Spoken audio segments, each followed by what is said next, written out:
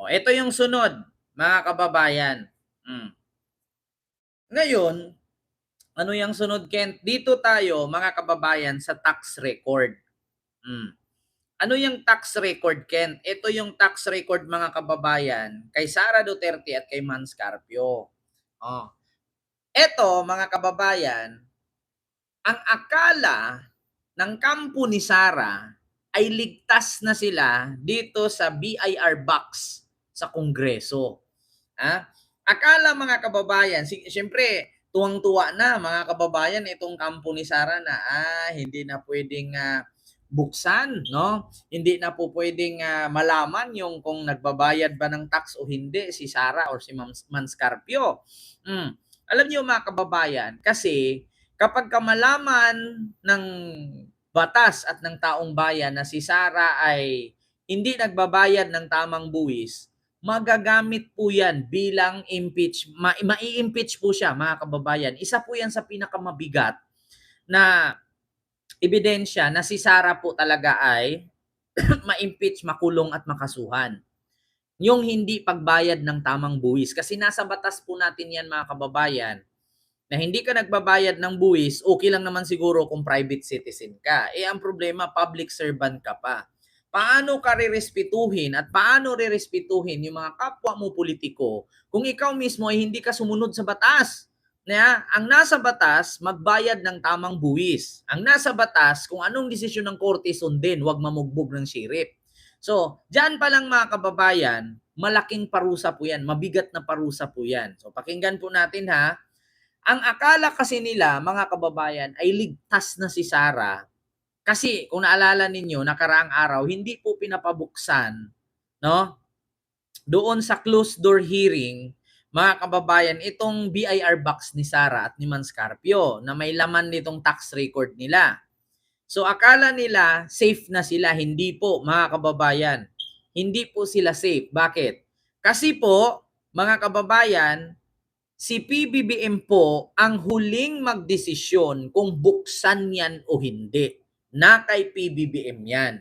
So ang akala ng kampo ni Sara, akala siguro ni Sara ligtas na siya. Hindi po.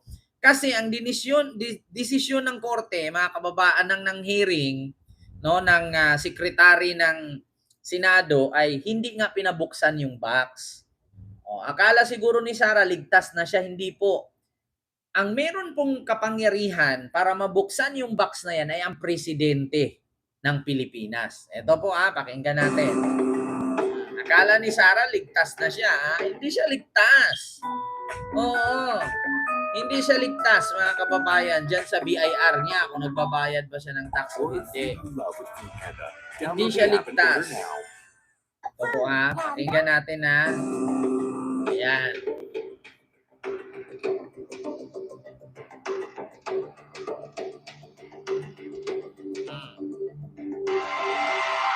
Hindi pa rin binuksan o minarkahan sa pre-trial conference ang selyadong kahon ng tax records ni Vice President Sara Duterte at kanyang asawa sa gitna ng pagputol ng defense team. Pero may pwede pang gawin. Ayon po yan sa dating commissioner ng Bureau of Internal Revenue. At nakatutok si Sandra Aguinaldo. So ang akala siguro, mga kababayan, ni Sara at ni Mans Carpio ay ligtas na sila. Kasi hindi nga pinayagan ng sekretary ng Senado na si, anong pangalan nito? Bertud, ano ba yan? Hindi ko alam, mga kababayan, kung apelyido itong sekretary ng Senado, si Bertud, ewan. Hindi kasi pinayagang buksan kasi nga according sa batas kasi, mga kababayan, ay bawal po talaga yan. Bawal talaga. Pero ang akala ni Sara ay maliligtas na siya dyan sa tax niya kung bayad ba siya o hindi. Or halimbawa, hindi nga siya nagbayad ng ilang buwan, malamang hindi man nabuksan yung BIR box, so hindi malalaman. Ang problema, mga kababayan, na kay PBBM pala ang pasyan yan. There being no further matters at this stage, this pre-trial conference is hereby concluded. Natapos ang pre-trial conference kahapon nang hindi nabuksan o namarkahan man lang ang kahong ito na naglalaman ng tax records ni Vice President Sara Duterte at kanyang mister na si Attorney Man Scarpio. Ito rin ang kahon galing sa Bureau of Internal Revenue o BIR na ipiniresenta noon sa House Committee on Justice. Sinubukan noong buksan pero natalo ang motion ng pagbutuhan ng mga miyembro ng komite. Sa pre-trial conference, sinubukan muli ng prosecution na pabuksan ang kahon at pamarkahan ang mga dokumento pero tinutulan ito ng defense team ng bise. Ang naging huling pasya, sa mismong impeachment trial na lang ito talakayin. Ayon kay Senate Secretary Renato Bantug, nasa custody ng kanyang opisina ang Bantug. naturang kahon. Sabi ni Senate President Sherwin Gatchalian, pwede naman daw magmarka ng ebidensya kahit gumugulong na ang trial na magsisimula sa July 6. Hindi naman So, ngayon mga kababayan, ang akala ni Sara ay ligtas na siya. Hindi po. Kasi pagdating doon sa Senate trial, pwedeng buksan yan doon at magmarka kahit gumugulong yung trial, yung hearing.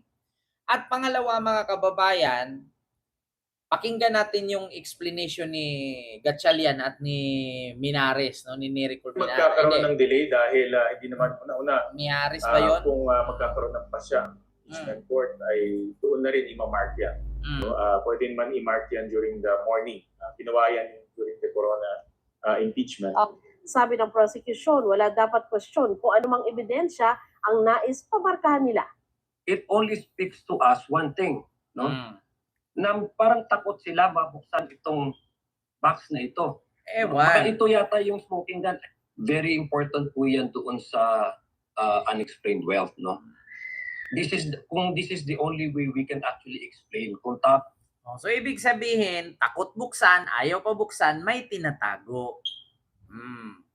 pa po yung naka-reflect sa SALN na declared asset, declared liability, at saka yung legal lawful income na tinatanggap na ating Vice Presidente. Sagot naman ng kampo ng bise, walang kapangyarihan ng clerk of court na maglabas ng ruling sa anumang motion nila. Impeachment court daw ang magre-resolba nito. Nararapat din daw na mabigyan sila ng pagkakataong sumagot sa manifestation ng prosecution. Bagay na isusumiti nila sa araw na ito. Si dating Bureau of Internal Revenue Commissioner Kim Minares, nagbabala na malinaw sa batas na hindi basta-basta binubuksan ang tax records ng isang tao dahil sa karapatan nito sa privacy. Dahil na isumiti na raw ito sa impeachment court, may paraan daw para mabuksan ito. If you want to disclose it, you have to, BIR have to ask for permission from the President of the Philippines. Then secondly, you can only disclose it because there's to a foreign government because of the exchange of information. So narinig nyo mga kababayan, kung gusto nyo talagang mabuksan yan, BIR has to ask for permission, no, from the President of the Philippines. So ang BIR mismo mga kababayan, mag-request kay PBBM kung papayag ba si PBBM na bubuksan itong tax record ni Sara at ni Man Scarpio. So na kay PBBM ang pasya. So hindi ligtas si Sara sa tax mga kababayan. Kasi ganito po ang nangyari noon mga kababayan. Noong panahon po ni ERAP, mga kababayan, meron po siyang brown envelope. So sa panahon naman ni Sara ngayon, impeachment, meron po siyang green box or ang BIR box. So kung naalala nyo noon mga kababayan ng panahon ni ERAP, dahil sa brown envelope na hindi binuksan, anong nangyari? Nagalit ang taong bayan, nagkaroon ng people power. Yun ang tinatawag na people power 2. Kasi people power 1, yun yung kay Apo Lakay. Yung people power 2, yun yung kay ERAP. Dahil lang sa brown envelope na hindi pinabuksan-buksan, mga kababayan, naggalit ang taong bayan. Kaya nagkaroon ng people power. So sa ngayon mga kababayan, kung ako kay PBBM, para hindi maulit ang people power, no? Ang gawin dapat niya, buksan niya yan. Kasi magagalit ang taong bayan talaga sa totoo lang. Ito po yun mga kababayan, pakinggan natin ha. Yung explain ng Billionaire News Channel.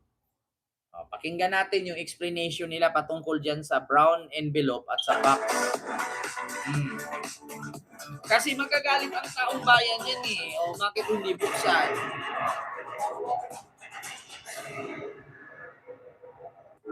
Tapos na ang pre-trial conference para sa impeachment trial ni Vice President Sara Duterte. Pero ang kapalaran ng Green Box na naglalaman ng tax records ng busy at kanyang asawang si Mans Carpio, wala pang kasiguraduhan kung mabubuksan at magagamit na ebidensya ng prosekusyon. Ayon kay Senate Secretary Renato Bantog, hindi muna nila binuksan at minarkahan bilang ebidensya ang laman ng Green Box dahil ang impeachment court daw ang magdedesisyon hinggil dito. Kaya ang tanong, pwede nga ba talagang gamitin ang tax records laban sa isang impeached official? Una, mahalagang maunawaan na may proteksyon ng tax records sa ilalim ng batas. Sa Section 270 ng National Internal Revenue Code, may parusa sa mga opisyal o empleyado ng BIR na paglalantad ng impormasyon tungkol sa kita, negosyo, ari-arian ng isang taxpayer maliban kung pinahihintulutan ng batas. Nako. Dahil dito, maaaring igiit ng depensa na ang mga tax record ay confidential. Kasi kung ganyan mga kababayan, napaka-unfair naman. O kung kayo, tanungin ko kayo, si Vice Ganda ba, kung kayo ang nasa katayuan ni Vice Ganda, ilan ang tax na binabayad nila, lalo na itong mga artista? So itong mga artista, malamang aangal yan. Oo, kasi sa laki-laki ng kinikita nila, sa laki-laki ng tax nila, tapos bakit kay Sara ay bawal buksan, bawal tignan? Oo, continue. At hindi dapat basta-basta ilabas o gamitin. Pero ang exemption, sa Section 20 ng Tax Code, pwedeng magbigay ng kopya ang BIR Commissioner sa mga investigasyon ng Kongreso in aid of legislation, pero kailangang nasa executive session o closed-door meeting. Isa ito sa mga naging argumento ng ilang kongresista kung bakit hindi nila binuksan ng Green Box sa impeachment hearing ni VP Sara noong Abril. Lourdes. Pero para sa prosekusyon, ang impeachment court ay hindi ordinaryong korte. Isa itong constitutional tribunal na binuo para tukuyin kung karapat-dapat bang manatili sa tungkulin ng isang impeachable official. Dahil naniniwala ang prosecution na may kaugnayan ang mga dokumento sa mga paratang na nakasaad sa Mga articles of Jordan. impeachment, kailangan raw masuri ang mga ito sa interes ng public accountability. Tama. Armory of evidence nga nila kung ituring ang mga nilalaman ng kahon. Sunod na tanong, pwede bang buksan ng Green Box? Pwede kung gugustuhin ng impeachment court. Pero Oo. Kung naalala ninyo mga kababayan sa mga nagtatanong, bakit ayaw buksan? 'Di ba? Kasi kung sa tutuusin lang, mga kababayan, may karapatan ang taong bayan magsisigaw-sigaw niya na tanungin bakit ayaw buksan, unfair naman sa amin. Kaya nga, 'di ba, kung naalala niyo sa panahon ni ERAP mga kababayan, nag-people power 2. Kasi yung brown envelope ayaw buksan, gusto ngang malaman ng tao. maaaring maghain ng objection ng depensa at hilingin na huwag tanggapin ang mga nilalaman nito dahil sa mga issue ng privacy, confidentiality at kung paano nakuha ang mga dokumento. Wala namang malinaw na exemption sa tax code na otomatikong nagbibigay sa Kongreso o kahit sa impeachment court ng kapangyarihang isa publiko ang mga tax return. Pero ang argumento ng prosekusyon, mas malawak ang discretion ng impeachment court pagdating sa pagtanggap ng ebidensya kumpara sa ordinaryong criminal cases, lalo na kung may kinalaman ito sa pananagutan ng isang mataas na opisyal ng gobyerno. Nako. Paano naman kung madisalaw o hindi payagang buksan ng impeachment court ang Green Box? Well, hindi pa rin iyon ang katapusan ng kaso. The prosecution may still look for other witnesses and pieces of evidence to prove their arguments. Pero noong impeachment trial ni dating Pangulong Joseph Estrada noong 2001, Ayan na. Yung impeachment trial ni Joseph Estrada, merong brown envelope. So, anong nangyari nun? Nag-people power sila. EDSA people power 2. Bakit? Umalis ang taong bayan sa pagsuporta sa presidente kasi hindi pumayag ang presidente na buksan. Kaya nagalit, nagkaroon ng people power. So, si PBBM, papayag ba siya na magkaroon ng people power 3 dahil hindi niya pabubuksan itong green box ng BIR ni Sara at ni Mans Carpio? Masisira si BBM kung hindi niya sundin ang kahilingan ng tao. Naging mitya ng political crisis ang pagharang sa pagbubukas ng tinaguriang brown envelope na pinaniniwalaang may mahalagang ebidensya noon. Ang sumunod, mga protesta, withdrawal of support sa Pangulo, at ang ending, people power too. Di ba? Kasi pag hindi pumayag, yung ibang tao magagalit yan. Bakit hindi nyo bubuksan? Unfair naman sa amin, mga taxpayer, na hindi namin makikita si Sara kung nagbabayad ba o hindi, pati asawa niya. So ang nangyayari, withdrawal of support ang mangyari dyan. Kung hindi papayag si PBBM, mangyayari dyan, people power 3 yan, magkakagulo na naman. Diba? Kaya para sa ilan, hindi lang ordinaryong kahon ng green box. Para itong isang modernong Pandora's box sa gitna ng impeachment trial. Kapag nanatili itong nakasara, tsak na may mga magtatanong kung may katotohanan bang itinatago dito. Pero kapag ito naman ay nabuksan, maaaring may lumabas na mga impormasyong magbago sa direksyon at paglilitis laban sa vice-presidente at maaaring sa takbo ng politika ng bansa. So tama nga naman mga kababayan. Karapatan natin Pilipino malaman bawat isa kasi meron sila, meron din tayo. So napaka-unfair. Halimbawa, 'di ba, ikaw nagtrabaho ka sa fast food, nagtrabaho ka sa 7-Eleven, Jollibee, mall, sa SM, 'di ba? Kakaltasan ka ng SS, Pag-ibig, PhilHealth, tapos tax. Tapos bakit ikaw, nakaliit-liit lang ng sahod mo, kinaltasan ka pa, at samantalang si Sara, hindi pwedeng ipakita kung nagbabayad ba siya ng hindi. So, ganun yun mga kababayan. Klarong-klaro po yan. So, yun na mga kababayan, hindi safe si Sara sa BIR record niya or sa tax record. Kasi na kay PBBM ang pasya kung pabubuksan ni PBBM o hindi. Kasi kung hindi niya pabubuksan yan, baka magkaroon ng panibagong People Power 3. Pag binuksan niya yan, di tawang-tawa yung taong bayan na lalaman. So yun lamang po mga kababayan, no? Maraming salamat po, no, sa inyong lahat